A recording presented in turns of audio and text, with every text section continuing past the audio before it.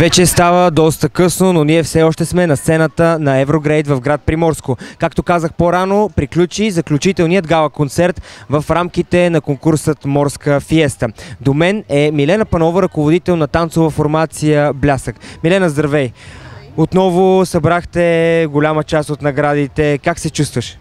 Страхотно! Ние винаги се чувстваме страхотно на сцените на Еврогрейд. Участваме при вас от повече от 10 години и винаги сме в страхотно настроение и много доволни. Понеже участвате наистина от доста дълго време, какви са твоите впечатления от тази годишната организация на конкурса? Тази година всичко беше много грандиозно, много добре се получи откриването, много сме доволни за тази покана, която отправихте към нас.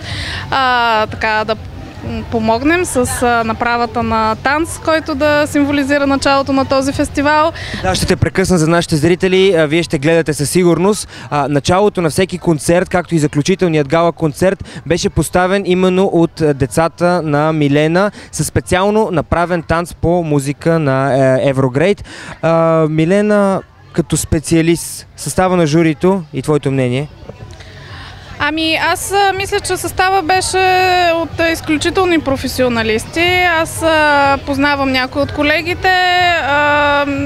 Това, което те са преценили, смятам, че е абсолютно миродавно и мисля, че би трябвало всички колективи да са доволни и щастливи от мястото, което са получили.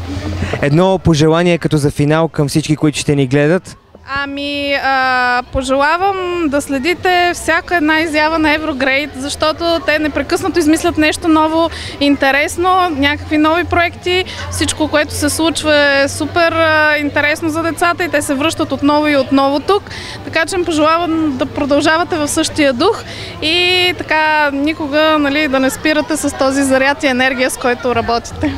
Много благодаря за хубавите думи. До мен беше Милена Панова, танцова формация Блясък, град София.